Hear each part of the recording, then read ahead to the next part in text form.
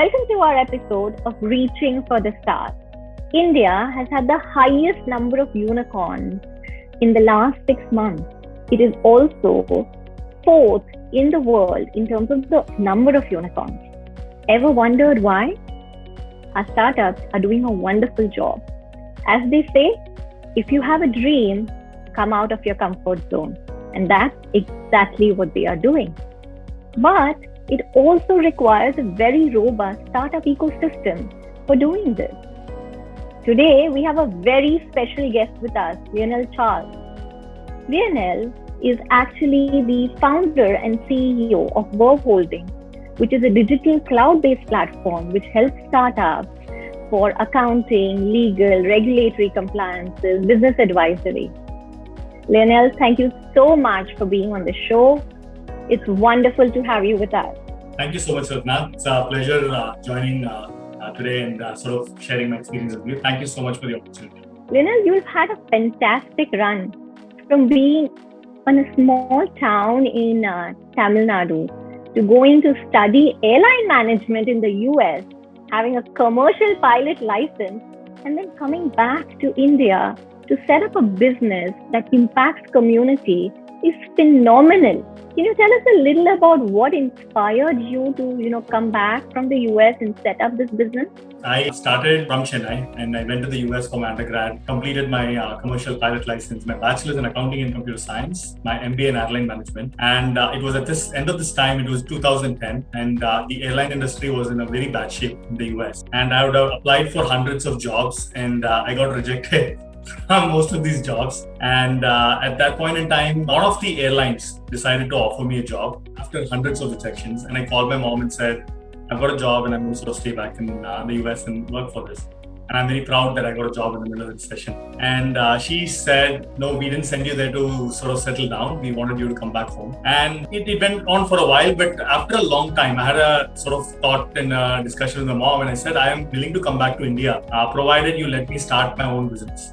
You will not make me work for somebody. And they said, yes, come back home. And I think that was the start of my entrepreneurship career. I decided to leave a job and sort of come back to India and take the hard route. And I came back to India, and the first 3 years I did face a lot of challenges. I tried to start a nutraceutical industry. That failed. I couldn't get the required approvals. But it was within this time that I could understand that digital marketing. And so what I did was I took these principles that I had learned to sell protein powders in India, the protein powders which I was not able to have in my hands, and applied it to company incorporation. And that's how IndiaFilings got started. IndiaFilings was started because of my failure in something else and leaving a job, which I think is the essence of entrepreneurship. And from there, today we are a company with about 500 employees across 7 offices. Fortunately, I've been able to build this company with no funding so far in a bootstrap way. And I look at it like more than anything as lessons learned in the last 7 years. You've been building this business block by block. It's wonderful. I think you have 1.5 million customers right now, and you're supporting livelihoods for so many young people in tier 2 and tier 3 cities. It's fabulous.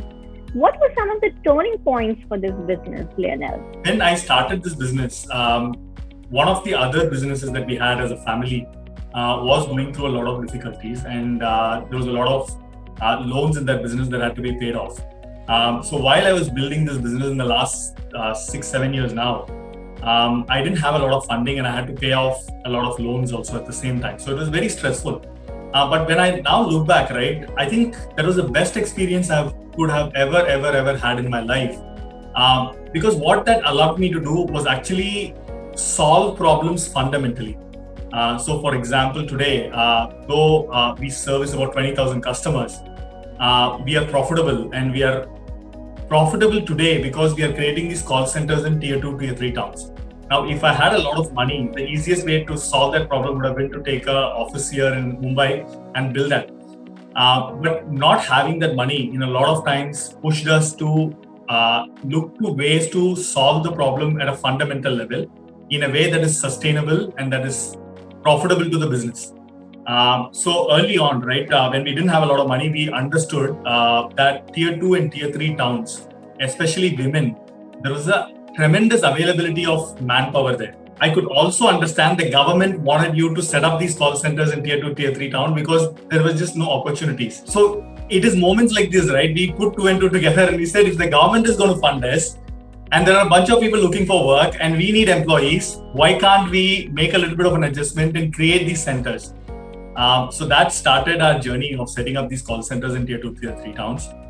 And in tier 2, tier 3 towns, we predominantly like to hire women employees, mainly because women employees in those towns don't have a lot of these professional opportunities to grow, though they have wonderful education.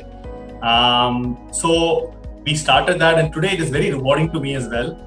As a father of two daughters, I'm very proud that I'm able to sort of create this environment where these girls, after their college, are able to come into a proper work environment, empower them economically, and provide something back to the family, and at certain point get married and have a good life. And we are very proud of that, and we want to sort of continue to build on that learnings that we've had and accelerate it further. Right. This is huge impact, especially people in tier 2, tier 3 towns don't have the opportunities. You're creating opportunities for them.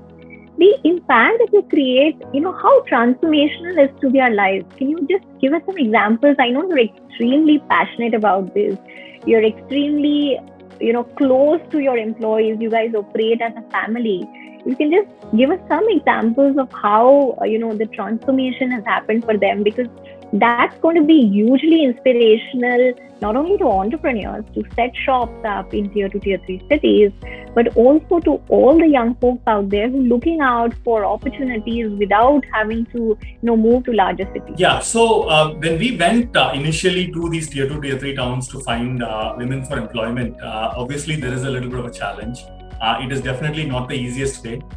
But what happens is when you start investing in these people don't have a lot of opportunities. So what they tend to do is they become like family, right? And these are largely centers with no other employment opportunities in that town. And we have selected one or two towns that we are working with, but there are multiple towns across India. And when you work with these people, they understand that it is not just about giving them some job and getting it out or something like that. They too fundamentally feel that this corporate had a chance to hire somebody in a tier 1 town, but this corporate is deciding to come to a tier 3 town, spend its time and money in training them, in upskilling them in the English language, in giving them the tools, teaching them how to speak to customers, because tier 3 town girls are very shy. So when we put in the work, right, fundamentally they can tell, these guys didn't have to do this, but they're spending time with us to empower me. So that creates a very deep bond with our employees, right? And they appreciate that. And they say, this company where I didn't have a job allowed me to earn 15,000, 20,000 in a tier 3 town and give back to my family or get married or pay for that house, so on and so forth. Nice. So it creates this culture of bonding family within the enterprise as well, which you may not be able to so easily build in a tier 1 town where a lot of things are very fast and people look at it as a job and want to just move on to the next one. That's fabulous. It's about creating a community more than a job. And Lionel, we understand you're a very touch and feel person, very passionate about what you're doing, especially, building the business, growing it block by block. If you were to write a book someday, what would be your chapter on something which has really touched you, one of the most fulfilling experiences? Last 6 years, Ratna, I've gone through a lot, right? I mean, I've seen the best of the best and the worst of the worst. To put it honestly, I've lost a couple of my houses because the lenders had to sell them and settle my lenders. A lot of times I haven't been able to. It's been very stressful, right? But I've made good on my promises to my lenders and all these things. And I did the right thing. And if anything in a book that I could write, I would factor in 3 things. And I think those 3 things are integrity, performance, loyalty. And I tell this to my employees all the time. The first thing I think everybody should be about is integrity. Because when integrity is lost, I would say all is lost. Whatever I do today, I feel at the end of the day, I sleep very peacefully because I know I didn't say anything wrong or I didn't mislead anybody. So I would say the number one thing in life is integrity. The second one is performance. I think if you can perform well, right? Meaning you are exceptionally talented or you're just able to work for 18 hours, whatever it is. That is the second pillar of your life, I would say, the ability to perform. And the last bit is loyalty. And I'm not saying loyalty to an organization or whatever it is. I would say loyalty to your passions and staying true to that passion, organization. Maybe sometimes for some of our employees, the organization may be their passion, right? They love the community, they like coming in here. Then that's that. But for me, the passion is about building a large business. So staying true to that, loyal to that passion. If these three things are there, and I think even if two things are there, and loyalty is also about long term. You don't do, if you're not loyal, you wouldn't do something for a long term. So I feel fundamentally, if you can get two of these three things right in life, I think you'll be successful in anything that you set to achieve. You just ought to be having integrity and loyalty will work, or performance and loyalty, but you need either of these things. And in Saravana Stores, I don't know if you have heard of Saravana Stores, it's a very big family-run business in Chennai. And there is an older gentleman, the founder, and the photo is there. And below his photo, they have three words. Unmai, Ulaipu, Uyarvu.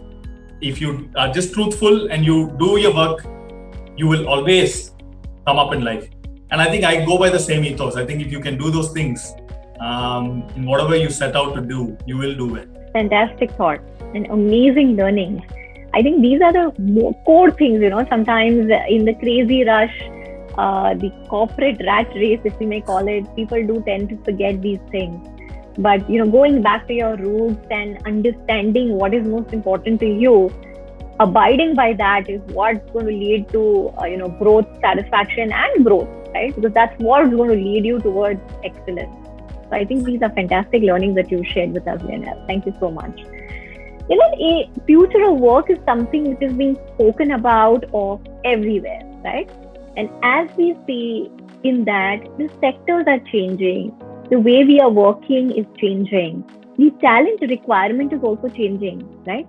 Artificial intelligence, machine learning, analytics, working offline, working across locations.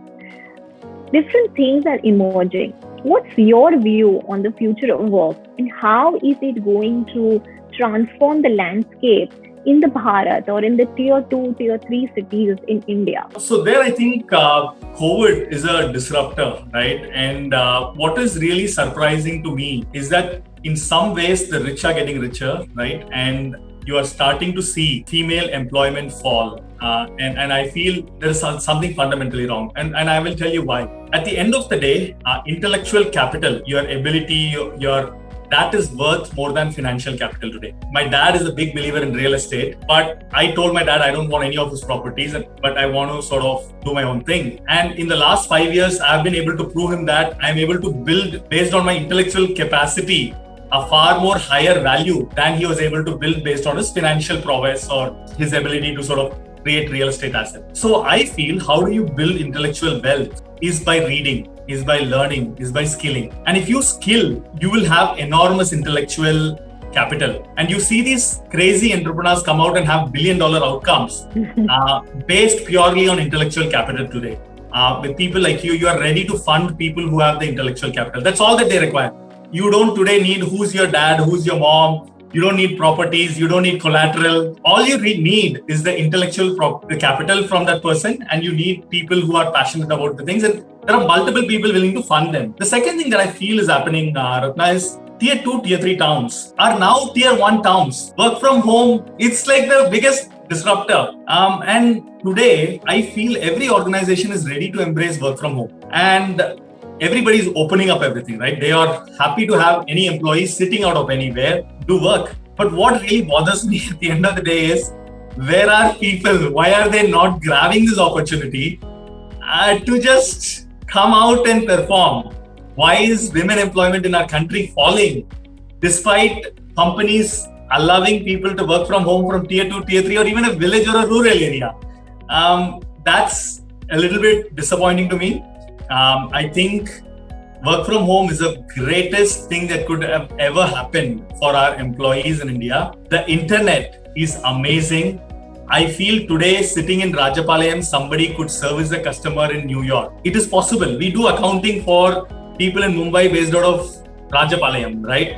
But why are people not grabbing this opportunity, right? Services can be exported now across countries, and our women can do it out of a tier 3 town. So I would say it's a wonderful opportunity. Our women should learn, our women should get skilled, and they should start finding ways to bring New York to their doorsteps, right? Right.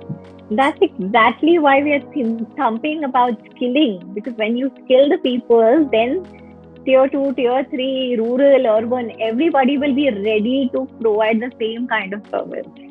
That's actually the future of work. Absolutely.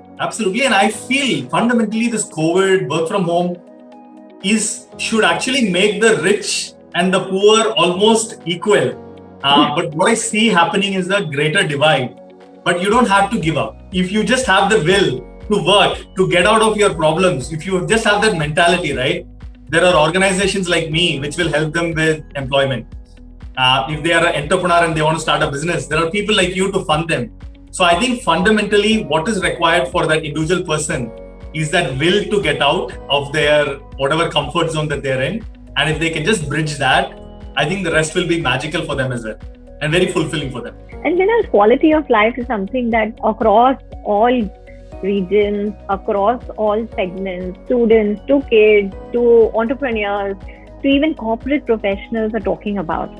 I like working with people who are happy. I like working with people who challenge me.